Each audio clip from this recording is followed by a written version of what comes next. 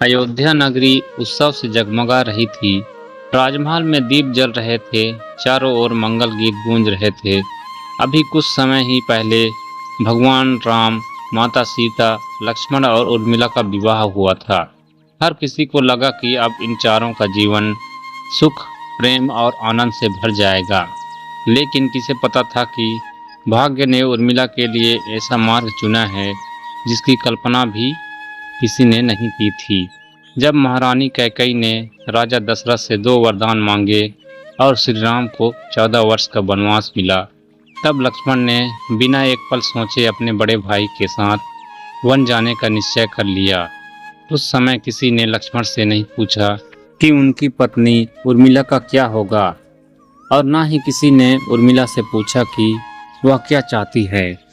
उस रात महल के एक कक्ष में उर्मिला शांत बैठी थी। उनकी आंखों में आंसू थे, लेकिन चेहरे पर मुस्कान थी। लक्ष्मण उनके सामने ही खड़े थे। उनका हृदय भी टूट रहा था। उन्होंने धीरे से कहा, उर्मिला, मैं जानता हूँ कि मैं तुम्हारे साथ अन्याय कर रहा हूँ। विवाह को अभी अधिक समय भी नहीं हुआ है और मुझे तुम्हें छोड़कर जाना पड़ रहा है। उर्मिला कुछ क्षण मौन रही, फिर उन्होंने मुस्कुरा कर कहा, स्वामी, यदि आपका जीवन श्री राम की सेवा के लिए बना है तो मेरा जीवन आपके धर्म की रक्षा के लिए बना है। जाइए, मेरे कारण आपके कदम कभी न रुकें। यह कहते समय उनके हृदय में ऐसा तूफान चल रहा था जिसे कोई नहीं देख पा रहा था। अगले दिन श्री राम, माता सीता और लक्ष्मण वन के लिए निकल गए। पूरा अयोध्या रो रहा था, लेकिन उस भीड़ में एक स्त्री ऐसी भी थी जिसने अपने आंसू अपने हृदय में कैद कर लिए। वह थी उर्मिला। दिन बीतने लगे, महल पहले जैसा नहीं रहा। राजा दशरथ का देहांत हो गया। भरत नंदीग्राम में तपस्वी जीवन जीने लगे। अयोध्या का हर कोना विरह में डूब गया। लेकिन सबसे कठिन परीक्षा उर्मिला की थी। उन्होंने ना तो पति का साथ पाया और ना ही पत्नी होने का सुख। फिर भी उन्होंने कभी शिकायत नहीं की। वे प्रतिदिन प्रातः उठती, माता कौशल्या, माता सुमित्रा और माता कैकेयी की सेवा करती, महल के प्रत्येक कार्य में हाथ बटाती, रात को अपने कक्ष में लौटती और लक्ष्मण की धनुष, उनके वस्त्र और उनके स्मृति चिन्हों को देखकर चुपचाप आंसू बहाती। कहा जाता है कि उन्होंने कभी अपने दुख को किसी के सामने प्रकट नहीं किया, क्योंकि वे जानती थी यदि वे रो पड़ी तो पूरा परिवार टूट जाएगा। एक दिन माता कौशल्या ने उनसे पूछा, बेटी, तो क्या तुम्हें अपने पति की याद नहीं आती? उर्मिला ने मुस्कुराकर उत्तर दिया, माता, याद तो हर सांस के साथ आती है, लेकिन यदि मैं अपने दुख में डूब जाऊं तो आपके आंसू कौन पोंछेगा? कौशल्या की आंखें भर आई। उन्होंने उर्मिला को गले लगा लिया। उन्हें उस दिन एहसास हुआ कि यह साधारण स्त्री नहीं बल्कि त्याग की प्रतिमा है। लोक कथाओं में एक प्रसिद्ध कथा सुनाई जाती है। जब लक्ष्मण वन जाने लगे तब निद्रा देवी उनके सामने प्रकट हुई। उन्होंने कहा, हे लक्ष्मण, 14 वर्षों तक कोई भी मनुष्य बिना सोए नहीं रह सकता। लक्ष्मण बोले, मुझे श्री राम और माता सीता की रक्षा करनी है। मुझे 14 वर्षों तक जागना होगा। निद्रा देवी ने कहा, यदि कोई तुम्हारे स्थान पर यह निद्रा स्वीकार कर ले तभी यह संभव होगा। तब उर्मिला आगे आई। उन्होंने कहा, यदि मेरे सोने से मेरे पति अपना धर्म निभा सकें तो मैं 14 वर्षों की यह निद्रा स्वीकार करती हूँ। कहा जाता है कि उसी क्षण उर्मिला गहरी योग निद्रा में चली गई और लक्ष्मण पूरे वनवास में जागते रहे। लेकिन चाहे यह कथा प्रतीकात्मक हो या वास्तविक, इसका संदेश अत्यंत गहरा है। त्याग केवल वन में रहने वाला ही नहीं करता, त्याग वह भी करता है जो घर में रहकर मौन पीड़ा सहता है। समय धीरे धीरे आगे बढ़ता गया।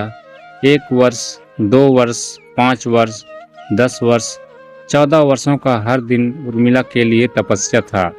उन्होंने कभी श्रृंगार नहीं किया, कभी उत्सव में मन से भाग नहीं लिया।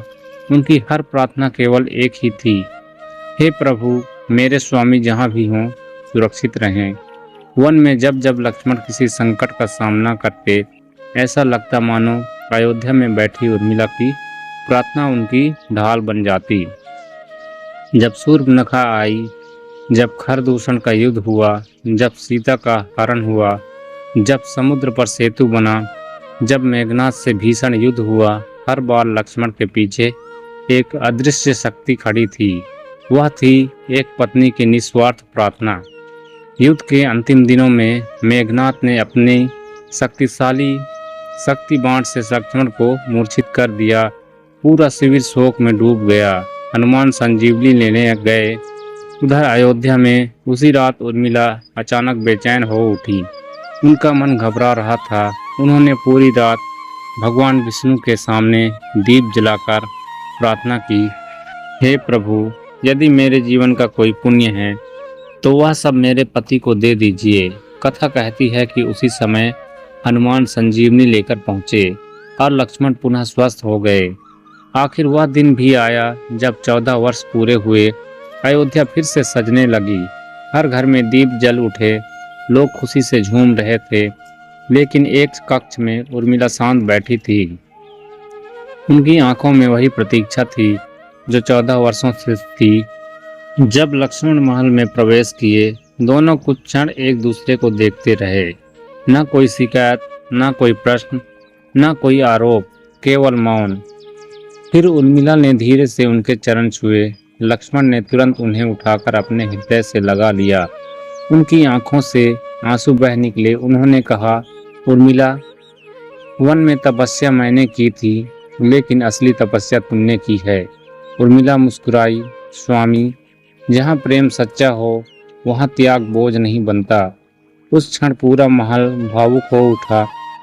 आज जब रामायण की चर्चा होती है तो भगवान श्री राम के आदर्श, माता सीता की अग्नि परीक्षा, हनुमान की भक्ति और लक्ष्मण की सेवा का वर्णन अवश्य होता है। लेकिन उर्मिला का मौन त्याग अक्सर पीछे छूट जाता है। उन्होंने न युद्ध लड़ा, न वन गई, न किसी से सम्मान मांगा। फिर भी उनका बलिदान किसी से कम नहीं था। उन्होंने संसार को सिखाया कि हर महान पुरुष की सफलता के पीछे किसी का मौन त्याग भी छिपा होता है। उर्मिला की 14 वर्षों की प्रतीक्षा केवल पति का इंतजार नहीं थी। वह धैर्य, विश्वास, प्रेम, कर्तव्य और तपस्या की ऐसी मिसाल थी जो आज भी हर युग में प्रेरणा देती है। इस कथा का संदेश यही है कि त्याग हमेशा दिखाई नहीं देता। कई बार सबसे बड़ा बलिदान वही देता है जिसके बारे में इतिहास सबसे कम लिखता है। और इसलिए जब भी रामायण का स्मरण करें, उर्मिला के मौन तप को भी प्रणाम अवश्य करें। कमेंट में जय श्री राम अवश्य लिखें। धन्यवाद।